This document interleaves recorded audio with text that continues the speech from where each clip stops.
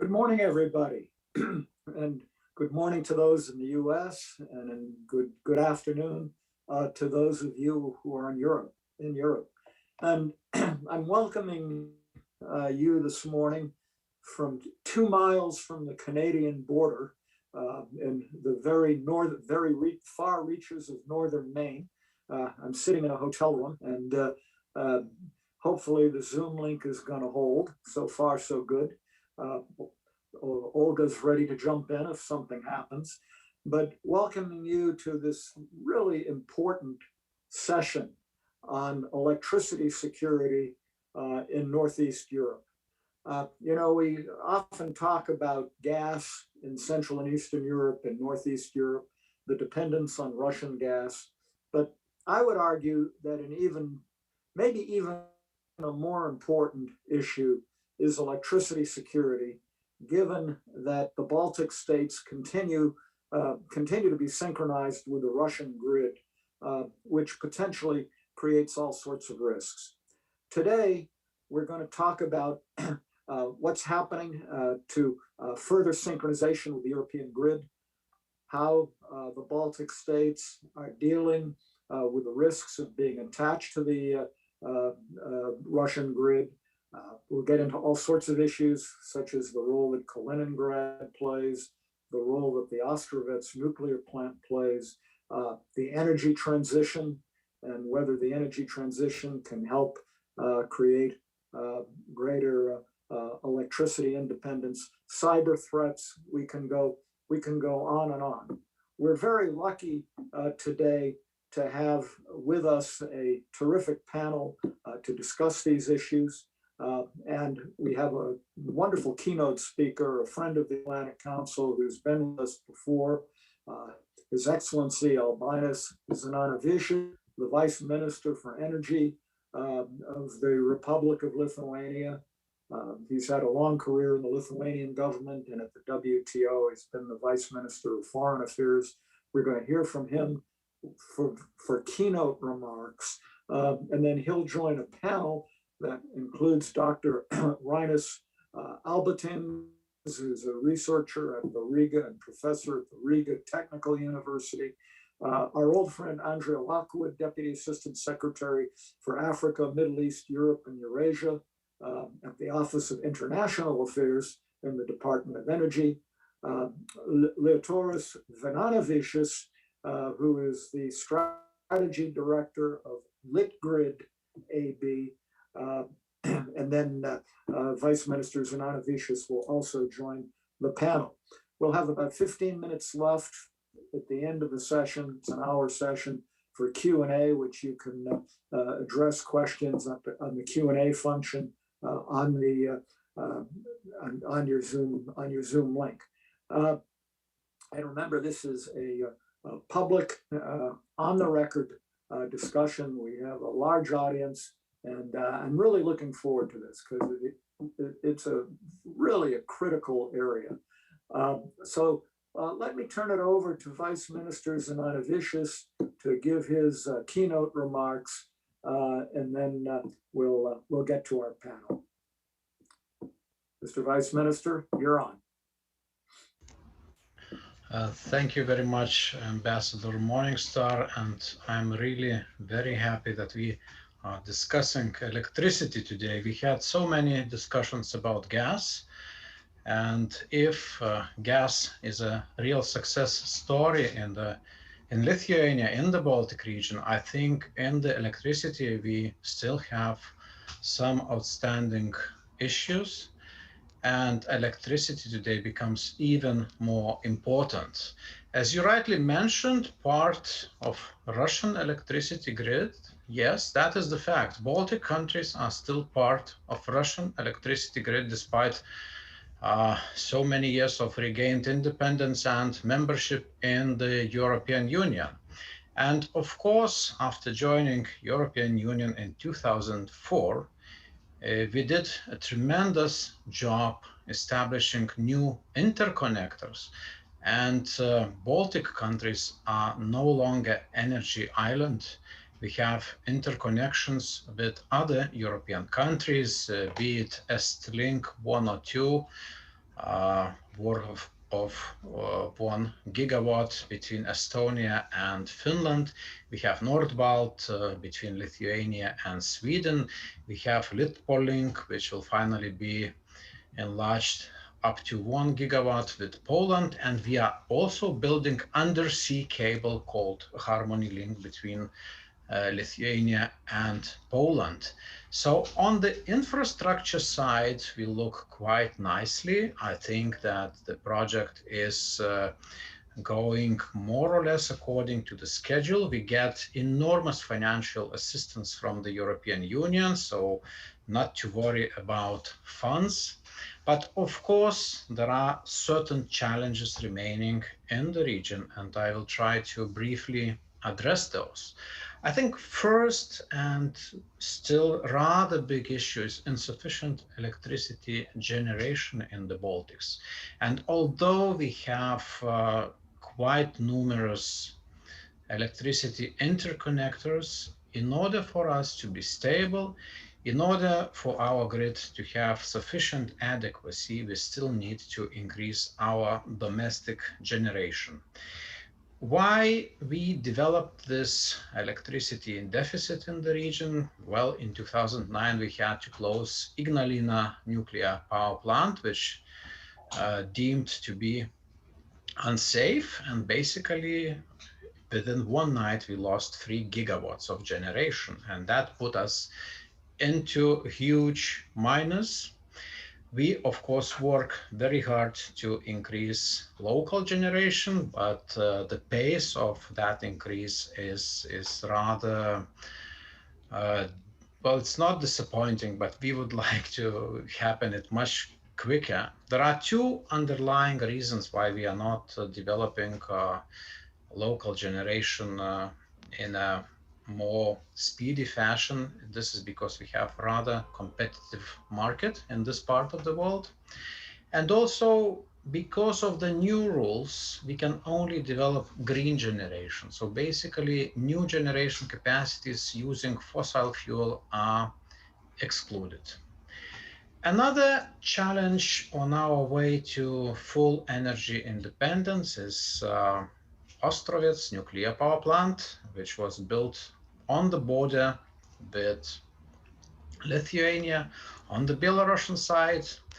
And this was a clearly geopolitical project, first of all, to tie Belarus to Russian influence financially and technologically.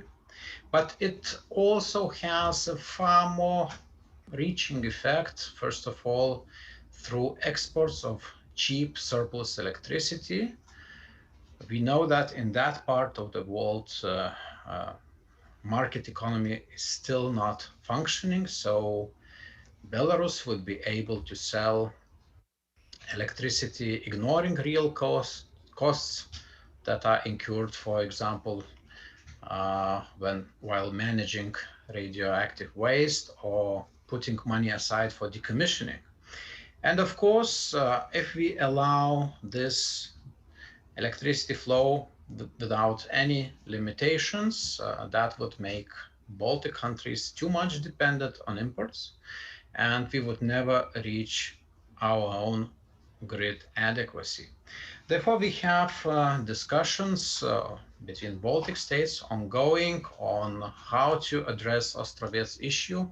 You probably know that Lithuania has adopted the law which bans electricity imports from Belarus. Latvian government has pretty similar rules. Estonia has declared their political commitment not to buy electricity from Belarus, but we still have a situation that this electricity reaches Baltic market. So I think without properly addressing the threat of Ostrovets, we are in a great danger, probably even to derail our synchronization project, which has to be finished by end of 2025.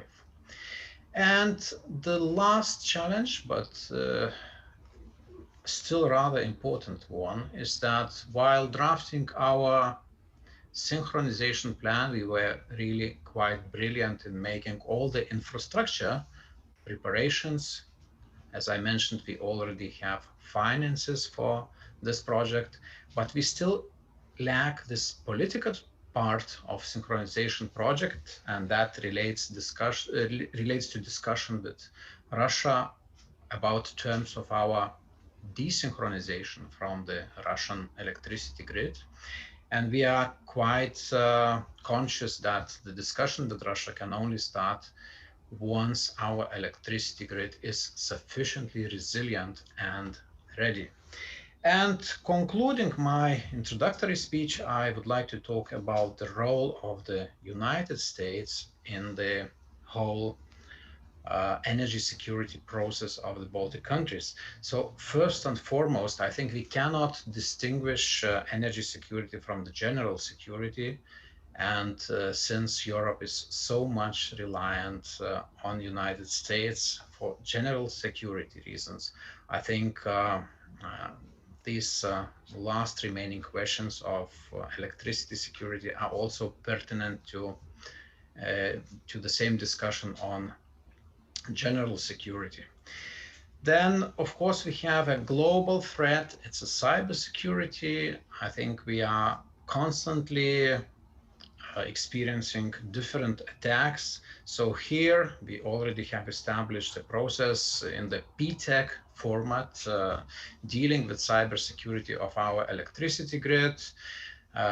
We are increasing our competences while cooperating with the United States. So we are preparing to continue this process. And another big role where I see cooperation with the United States is, of course, our green transition, technological solutions. I think we have to share our experiences. I recently had a very good visit to Washington, D.C., where I met representatives from State Department, from Department of Energy. So we would like to continue discussion on ways and means how can we increase our cooperation also in the green transition field. With this, I stop, and I would like to once more emphasize that this discussion on electricity security is really very important for us. Thank you very much, Mr. Vice Minister. That really is an excellent overview of all of the issues and explains why this is such an important issue. Maybe just ask you a follow up with a question that might dig a little bit more into. Kaliningrad has always been an issue. That's the Russian exclave where Lithuania sits in between Kaliningrad and Belarus and Russia. And that in the past, Lithuania has been necessary for electricity transmission to Kaliningrad. But now Kaliningrad is becoming energy independent, or has become energy independent. You also mentioned Ostrovets. And that, it seems to me, really increases the risk of being synchronized to the Russian grid, and how important it is to synchronize with Europe as quickly as possible. Could you maybe comment a little more on Kaliningrad and how important this issue is? I think Kaliningrad is one of the biggest unknowns in the whole picture. What we know now is that Kaliningrad will not synchronize with Western European grid. But here our knowledge basically stops. We know that Russia has made investments into electricity generation so that to make Kaliningrad region a surplus area. We assume that from the general knowledge, it is rather difficult to maintain this small system as Kaliningrad is right now independent. So I think Kaliningrad question will be in the discussion on the ways and means how Baltic countries desynchronize from Russia. I think that we are trying to make this desynchronization process orderly. Therefore, I think some legitimate requests can come from Russia, and we would need to find ways of addressing those. Having said that, at the moment, we do not have any information that some assistance for Kaliningrad would be needed. We do not have information that Kaliningrad could be an obstacle for desynchronization of the Baltic countries. And I think we have to work very hard to prepare our grid, the Baltic grid, for resilient operation independently. And then we have to address the issue of Kaliningrad in the talks with the Russian Federation. On the other hand, right now, we believe that Kaliningrad cannot function independently. And this is also some kind of insurance policy for us, should there are some malicious thoughts on the other side to undermine Baltic electricity grid. So am I correct then, Mr. Vice Minister, that electricity does travel through Lithuania, Russian electricity through Lithuania to, and that if that were no longer necessary, that gives even more leverage to the Russians with as long as you're connected to the Russian grid? I think that Russia is taking care to ensure that Kaliningrad would be able to operate separately. That is quite obvious. They have increased local generation there. They will also be conducting a trial of independent operation in the beginning of September this year. On our side in the Baltics, we are doing the same. We are preparing our electricity grid for independent operation and eventual synchronization with the Western Europe. Right. Okay. So in any event, I guess the point being that as Kaliningrad becomes more independent, the less Russia needs Lithuania to get to Kaliningrad. In any event, let me ask this question. I was very much involved in these issues going back to the beginning of this last decade when I was in the government. And frankly, one of the issues that continually came up was getting the Baltic states synchronized politically on these issues. And the question I guess I would now ask is, how well are Lithuania, Latvia, Estonia cooperating with respect to synchronization? Perhaps I can ask Mr. Vranovichus, who is the strategy director for Litgrid, and Mr. Albertines from the Riga Technical University to comment on that. And then if you wanted to jump in, Mr. Vice Minister. And then I'll go to Andrea and ask her about US involvement. Right. So, dear Ambassador, thanks for your question. And to complement to what Mr. Vice Minister said, I would also be glad to announce that we are cooperating on a successful scale what relates to synchronization of three Baltic states towards continental Europe. That is fantastic news. It's very, very challenging from many aspects. From financial aspect, we needed 2 billion euros to do that. We received a grant from European Commission in certain stages to go forward. That's a success story. We have lots of infrastructure challenges to deliver on time in 2025. That's also very challenging in each state of Baltics, and we are successful on that. We have extensive list of over 400 technical and operational requirements from continental Europe towards us as transmission system operators to comply with, and only then we can step in. But as Vice Minister wanted to underline, I would support his idea by maybe making a joke, if you will understand me, it's some sort of a marriage. Synchronization is a marriage. We've been married to Russia and Belarus for 70 years due to the historical reasons. And the joke goes that way, that the second marriage we want to establish with Poland and continental Europe will be unsuccessful without good first marriage divorce.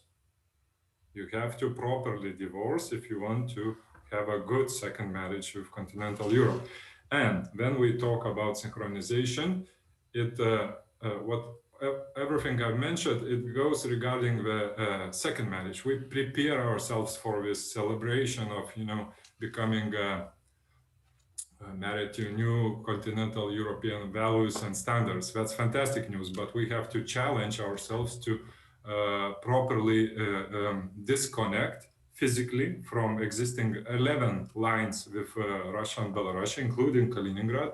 We can get back to this topic. It's very important and interesting topic. But a part of that, a part of disconnecting physically the lines, we have a challenge of trade, because the existing lines were used for trading electricity, not only for security and supply reasons for this synchronous area, but also for trading. And maybe I'll park the question here. I believe in our discussion we come back to the Ostrovets and to the trading topic. It is very important to underline that if we expect to properly divorce and desynchronize, we have to solve not only physical infrastructure disconnection challenges, which we are more or less successful in free Baltic states, but also properly address the stop of a trading with Russia and Belarus, because there is no lines, there is no trade, logically. But we see and we have different approaches on trade in Baltic states, unfortunately, between three countries. So I'll address this later. So thanks. That's really interesting what you were saying, and also what the Vice Minister was saying about divorce. That it's not like you can turn a switch off and say, okay, we're now synchronized to Europe and we're no longer synchronized to Russia. There are a huge number of physical infrastructure issues, I guess, that, as you mentioned, that are in the process of being worked out. Who owns the transmission lines? How does this all get separated out, as well as trade issues? So that really is an important point. And let me go then to Mr. Albatens, and if I'm pronouncing your name right, and ask you where you think Latvia fits in all this, and is the relationship between Lithuania, Latvia, and Estonia on these issues working well? And are you on the same wavelength? And what do you see as some of the issues? Thank you, Ambassador Morningstar, for the question. And I think, well, I can largely agree to what has been said so far by Mr. Vice Minister and also by Liutauras from Litgrid. And it looks like those issues where we used to not be very synchronized, or we used to be not sufficiently synchronized politically, in practice, when it comes to hardware and all the regulatory affairs and setting the market rules and conditions, the legal background and framework for everything related to actual synchronization of the Baltic states with the continental European system. I think all of these things were already being done by professionals in the field. So regardless of the events which I might say were politically motivated or slightly biased between the Baltic states, occasionally, most notably probably when I can call it the great debate about the Astravets nuclear power plant, where Latvia's and Lithuania's politicians were definitely not synchronized. They were definitely not on the same page there for certain length of time.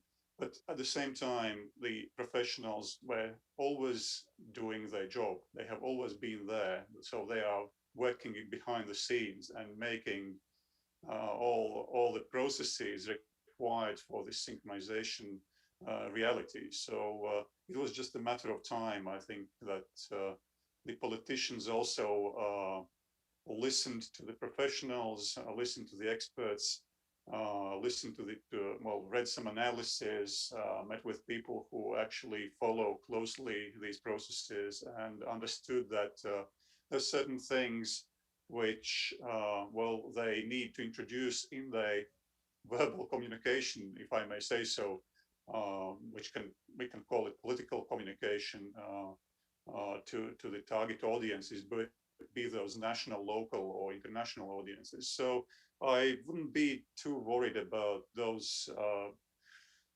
cases when Latvia's politicians have said something which did not exactly satisfy, say, Lithuanian partners. Estonians, if I may say, briefly speak out on behalf of them, even more so because they are not present in this debate.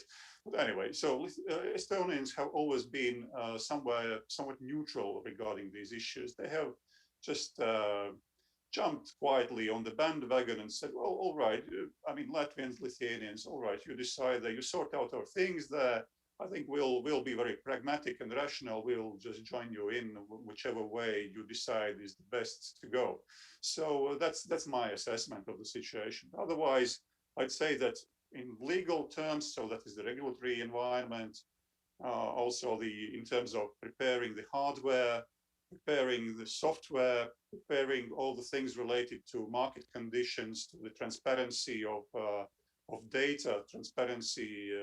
This most recent initiative of Baltic Transparency Dashboard between the three Baltic transmission system operators. All these things, it means that there are real people working towards solving real issues, and I wouldn't worry too much about the political things. Good. These are all very, very important points that you're making.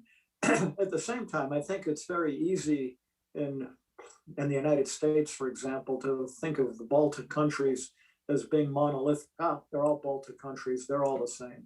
And that, that's just not the case necessarily.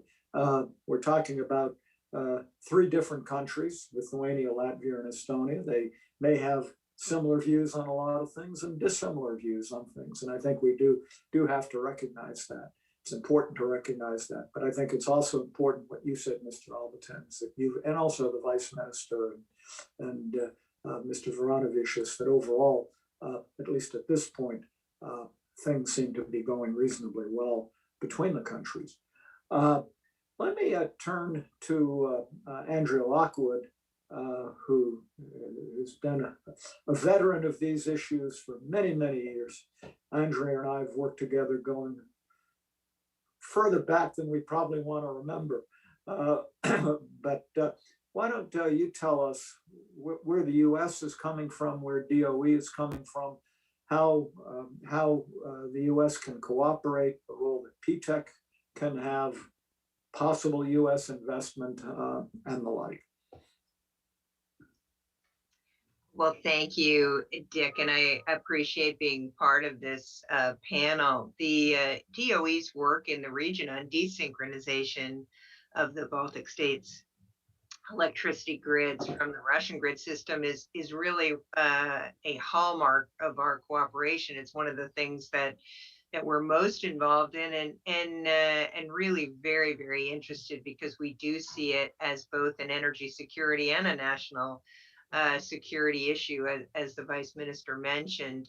We have a $2.5 million project to look at how to best desynchronize and to do it in a way that makes sure that the energy security of the countries is not compromised. And we're doing that through training, through dynamic grid modeling, through testing.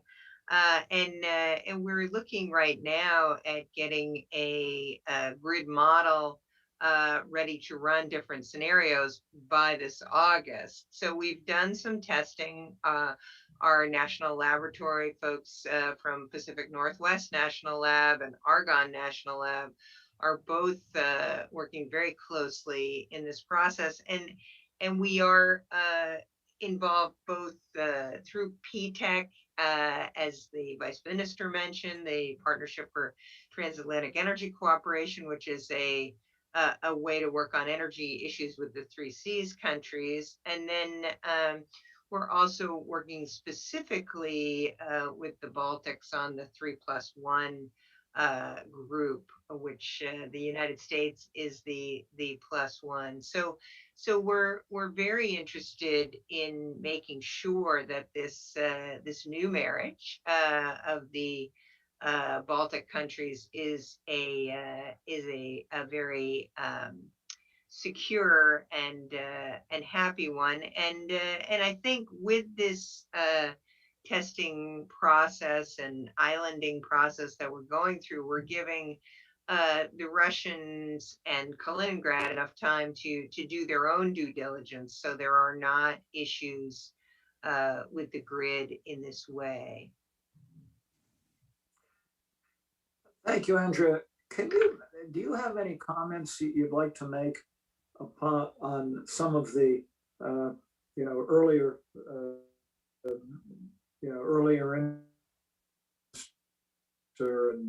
the other two panelists as to some of the issues and some of the risks that are faced in dependence on Russian electricity, and the importance of doing this as quickly and effectively as possible to synchronize with the West.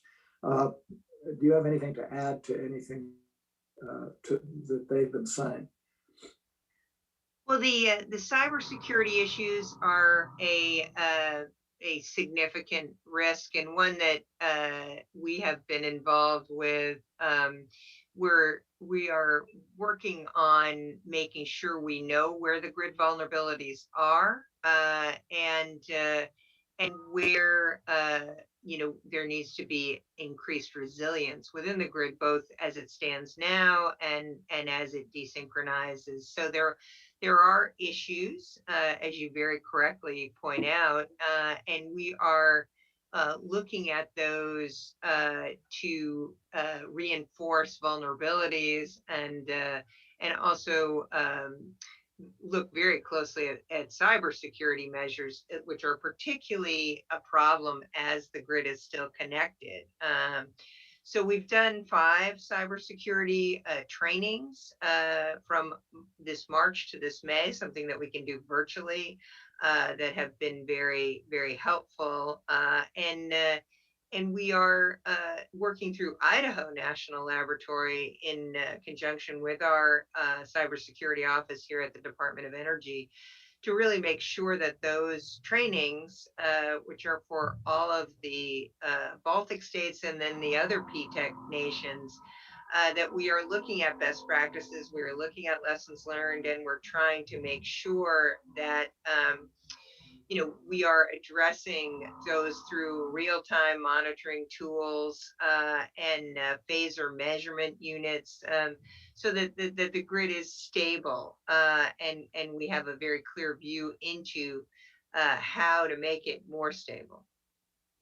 Thanks. Since you mentioned cyber, let me go back to the Vice Minister and also Mr.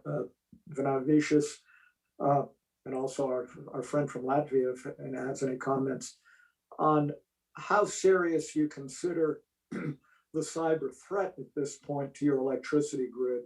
What's being done about it? Have there been cyber attacks from Russia, or inside Russia, or other places?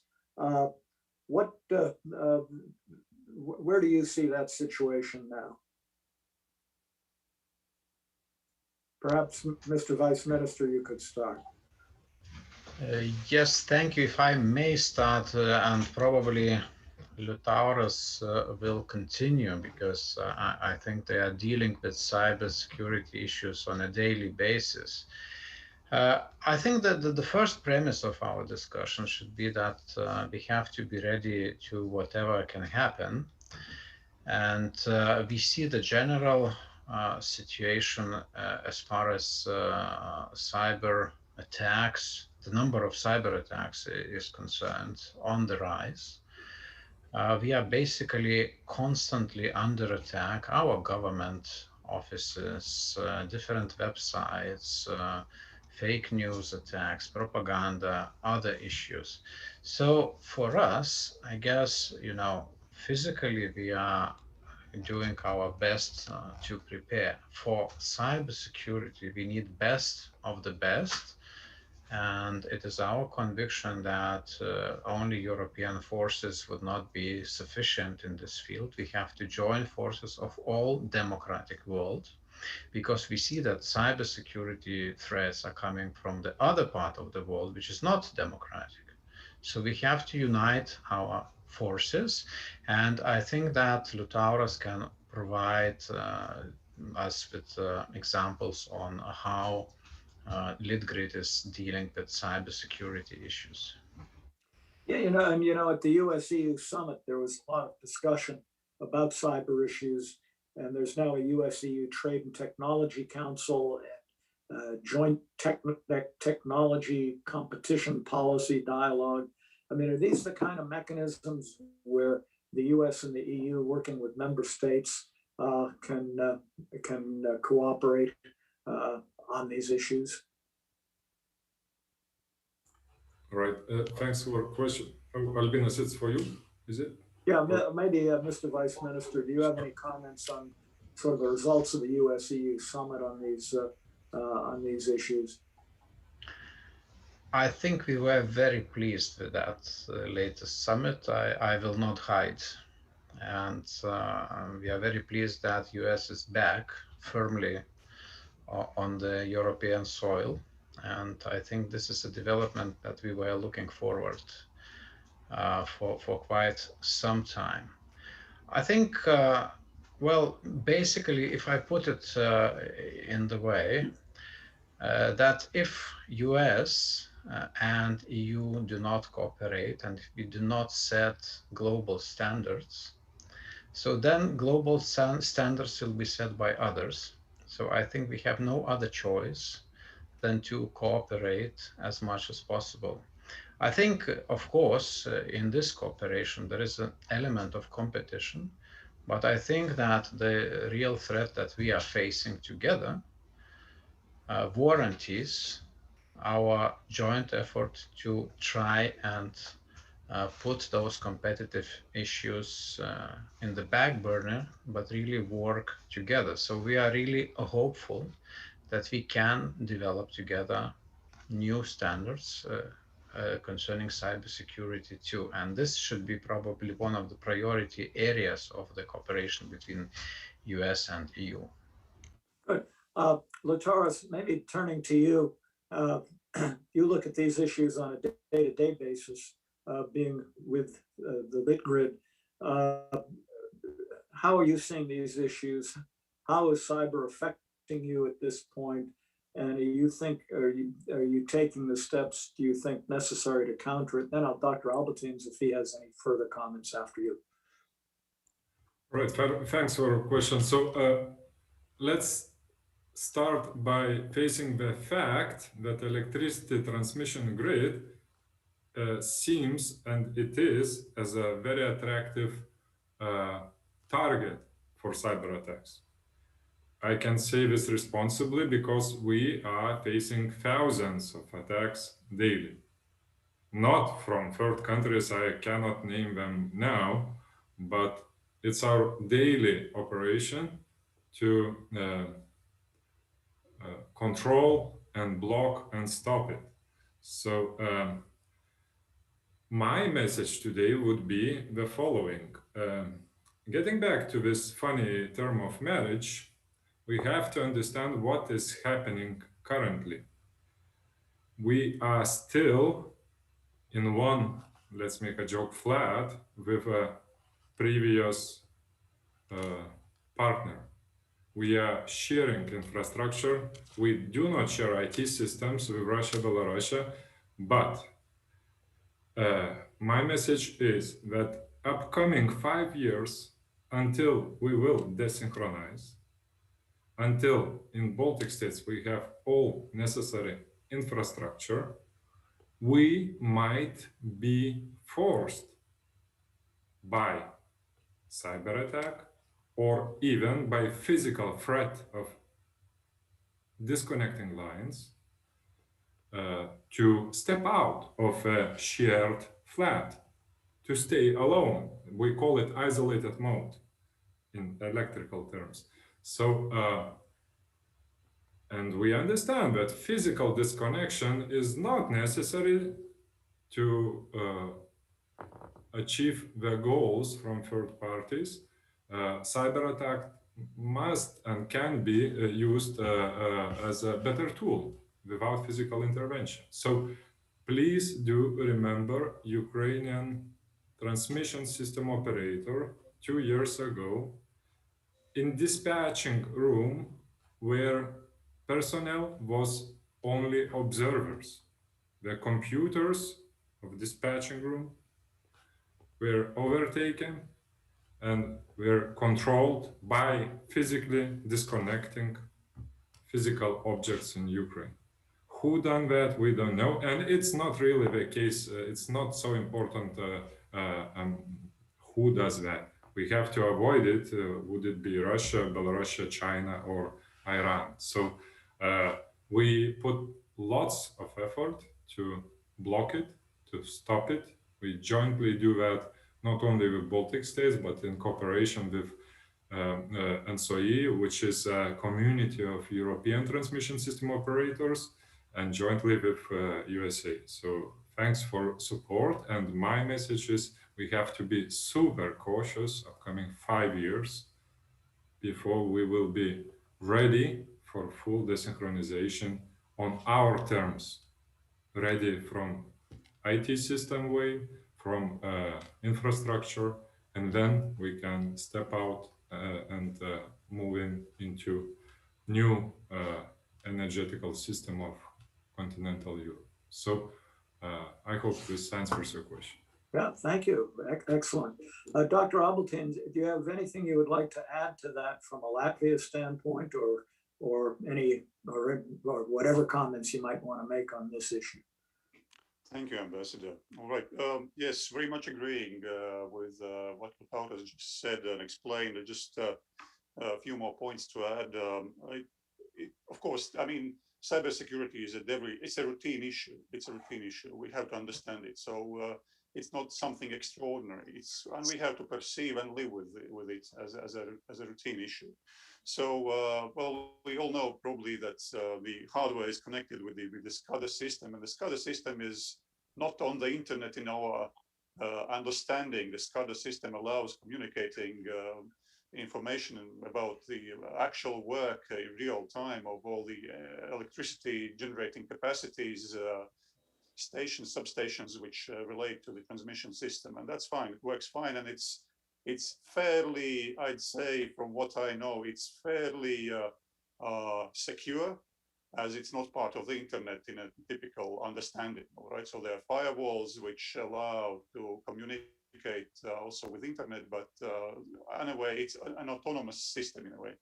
So that is, I'd say, fine. But the challenge, I think, comes in the future, in the very near future already, as we look forward to how is the Baltic energy portfolio going to change. So we understand that more and more the distributed power generating sources will come online. The smart grids will become even smarter in the very, very near future. So it means not only on the transmission level, but also at the distribution system level. And that's where the challenges, I think, lie. Because the more, of course, you have these variable sources of production or distributed power generation, the many more are physical points of where the system becomes vulnerable. So you can probably, if the system of cybersecurity is weak, or it has some blind spots, then it means that it becomes vulnerable each and every time when a new power generating capacity, be it a wind park or CH or combined heat and power plant, comes online and joins this common distribution and transmission system, which is interconnected mutually. So I think the biggest challenges actually lie with this with this changing energy portfolio. And this is very, I think it's a very important issue for the Baltic states, as we know that Estonians will have to move away increasingly from the oil shale that they are using now because of the CO2 prices that are hiking. And it's not going to turn back. Let's not be naive. So Estonians are investing heavily in these distributed power generating sources. Lithuania has done a tremendous job investing in wind power. All right, so when the wind is there, it's fine, but still you need to somehow balance out these power sources. Latvia has invested plenty of money in very few new sources of distributed power generation. So all of these will be part of this future energy system, and therefore these vulnerabilities will only increase. And therefore, I think it's, as already Liutauras, I think, mentioned, he referred to the ENTSO-E, or the European Transmission System Operators Network.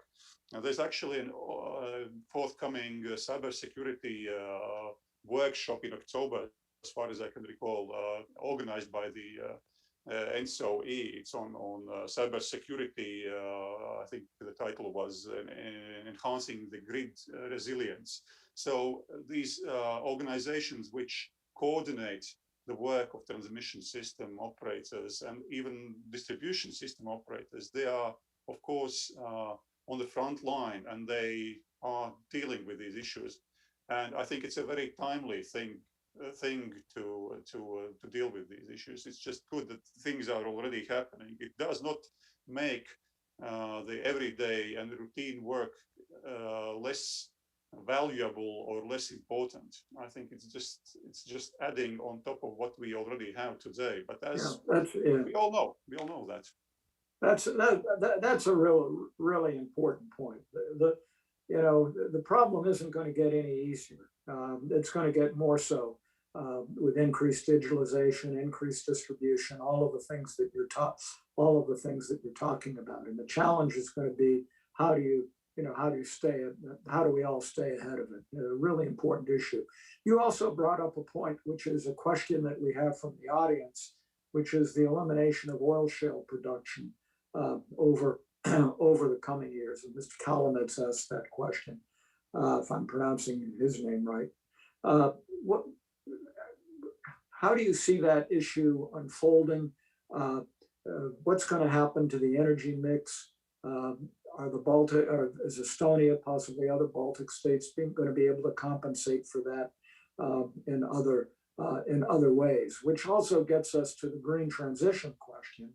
We had the honor of having Minister Kurtika from Lithuania on a couple of Atlantic Council programs talking about the green transition and wind, as you mentioned, Mr. Albatens. There is a lot of Dr. Albatens. There is a lot of wind in the Baltics. So maybe some comments on the oil shale question, and then also the increasing role that the energy transition is going to have to play.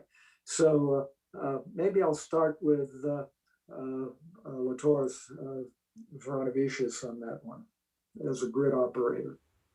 All right, so we obviously investigate that. It's in our agenda. We call it adequacy, because if lots of oil shale or different sources generation closes as expectedly or not, we shall ensure the security of supply. So according to our Free Baltic States investigation, until now, adequacy is ensured up till 2030, including, of course, closures you've mentioned, and including new generation, which will be more and more renewable. So that is fantastic news, but we shall understand that adequacy is evaluated always not only relying on internal generation, but also relying on your neighbors, on the existing transmission capacities with your partners.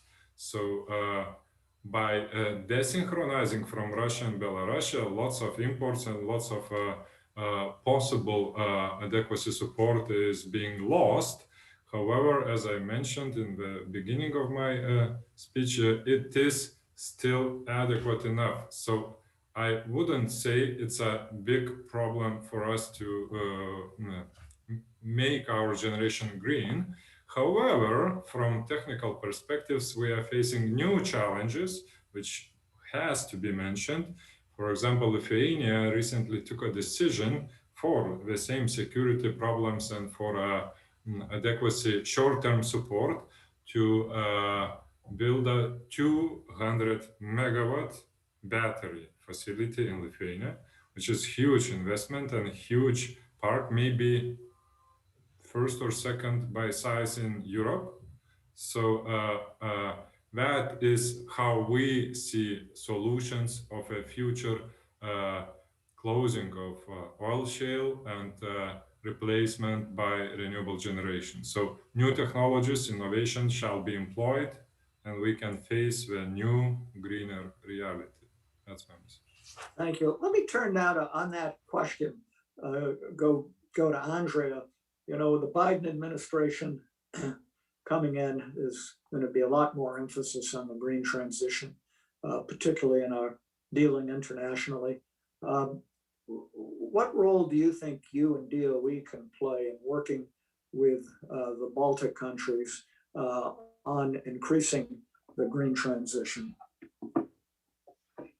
So, as you rightly point out, the Biden-Harris administration is very interested in supporting the green transition and making sure that the power of our expertise and national labs are turned toward innovation that will help to address some of these issues that come with more dispersed power generation and the variability of renewable generation onto the grid. So we are looking at that very carefully and want to share that with our partners through PTEC. And in fact, we are changing the name of the Partnership for Energy Transatlantic Energy Cooperation to PTEC with 2 C's. So it's the Partnership for Energy and Climate Cooperation, because the two are intertwined.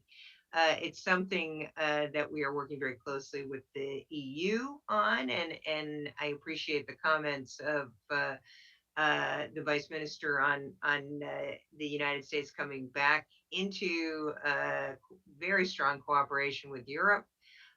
And then we're looking at just ways that through the cyber work that I mentioned, that we can see those enhanced vulnerabilities that come from more green power on the system, and make sure that we are adding that resiliency to the networks. So it's a combination of strategies, but one that we are eyes wide open and very, very focused on, because we are all in, as we say in the United States, on making that transition, finding it absolutely critical to meeting our 1.5 degree goals under the Paris Accords. So very important focus, and one that we're turning our scientists and our finest minds to addressing together with our partners in the region.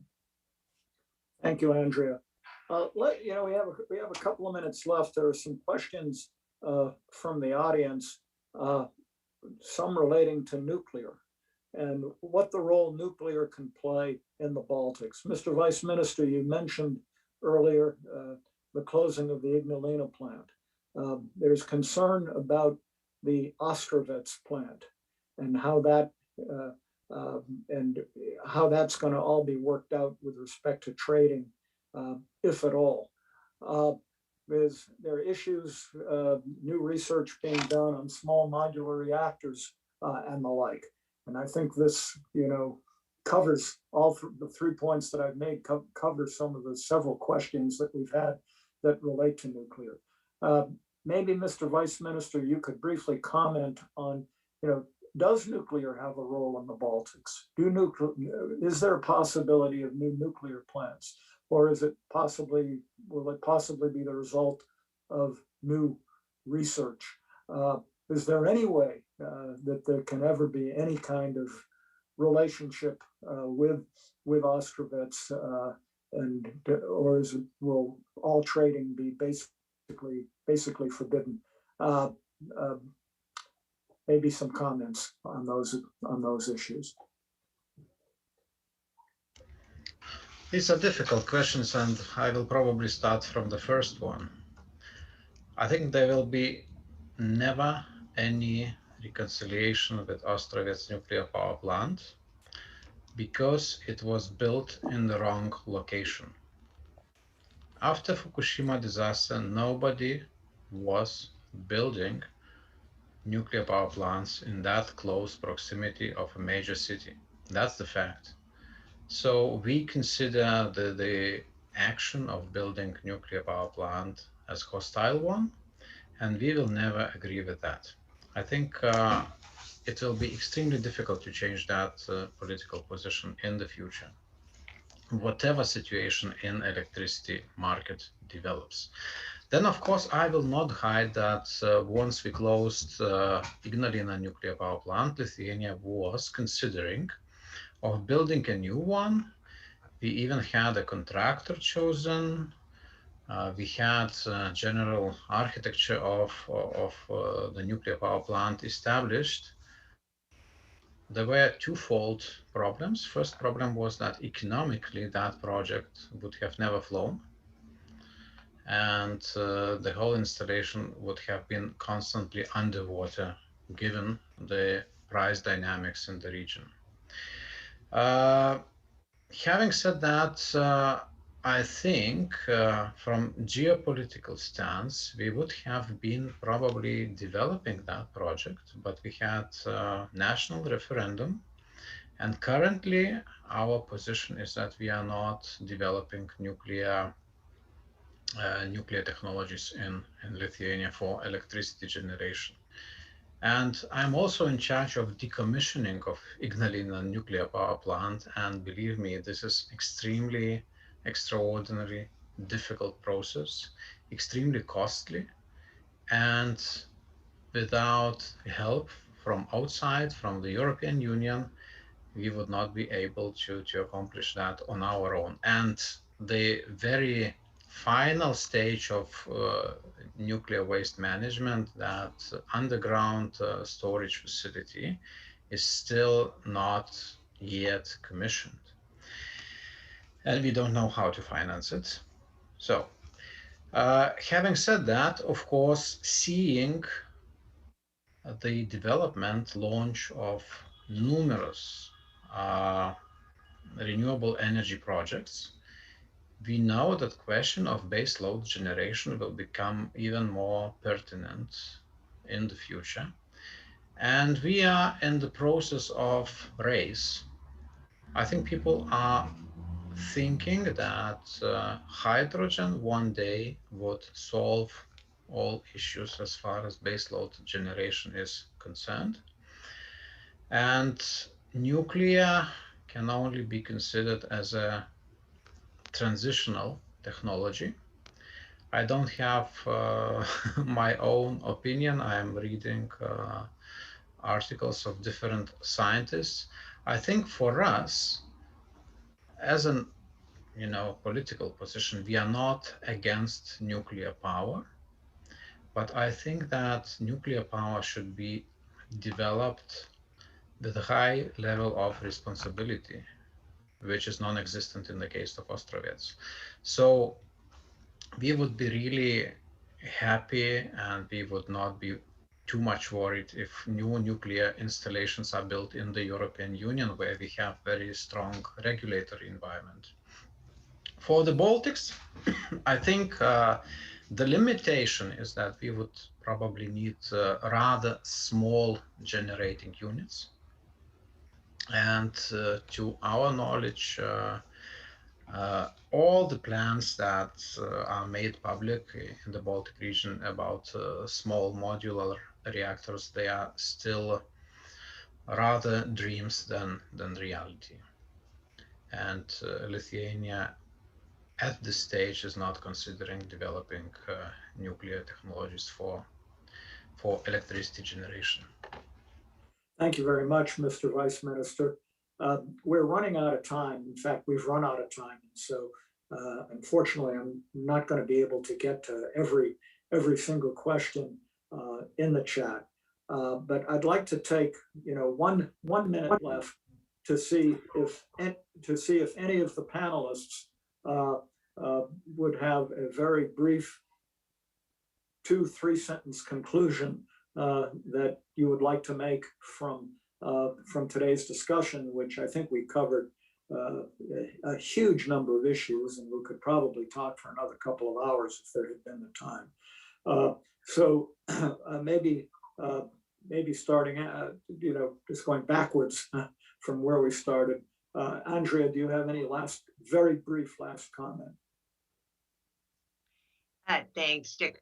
What I would say very quickly, just on nuclear, we do not see a way to reach clean energy goals without a strong contribution from nuclear energy. And that said, we are very, very committed to the safety and security of nuclear energy, and then also very excited about the opportunities for small modular reactors. So watch this space. I think if we are able to achieve where we are going in our demonstration projects, we will have a small modular plug and play option that addresses the safety, security, and waste issues that the Vice Minister mentioned, and that will be a very good baseload option to address the other issues that we confront as we bring on other types of green generation.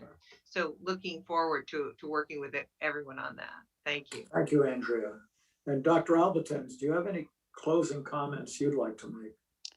Yes, thank you, Ambassador. Very briefly, a couple of points. I think the biggest challenges indeed are going to be related to this future energy portfolio, how able the Baltic states altogether as a united energy system, in fact, will be able to switch over to more renewables, to more variable power generation, switch away from carbon intensive sources, because these will incur huge costs in the future. So I think things are already happening. Estonians have already outsourced installing the synchronous condensers,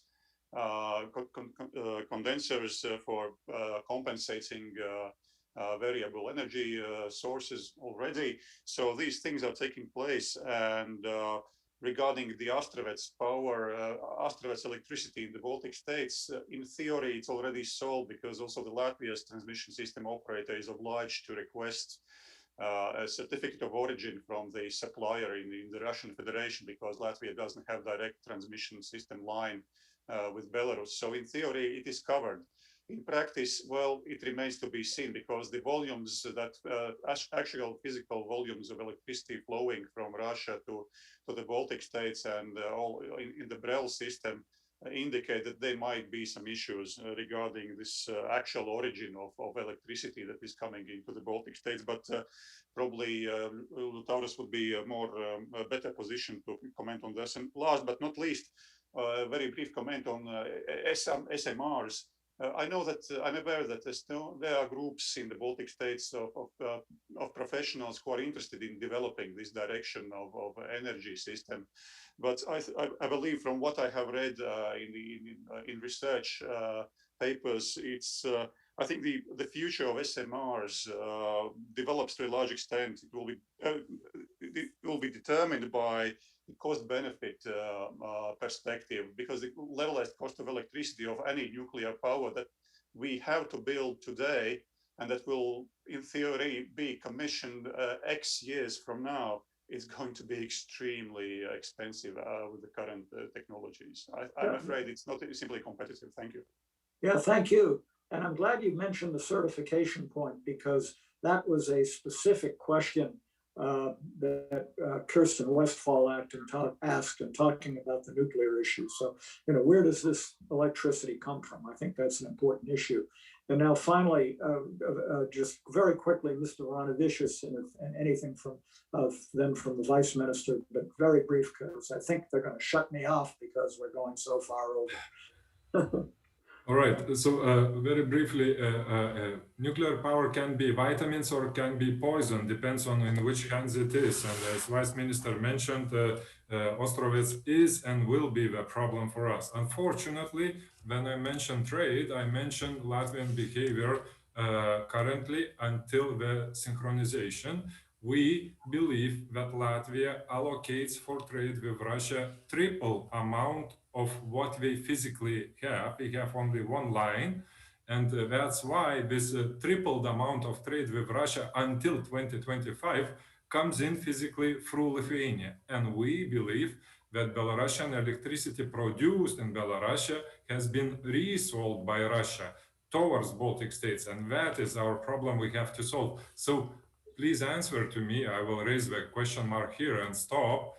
Who does triple their efforts of trade, knowing that they will desynchronize in 4 years? Who does that?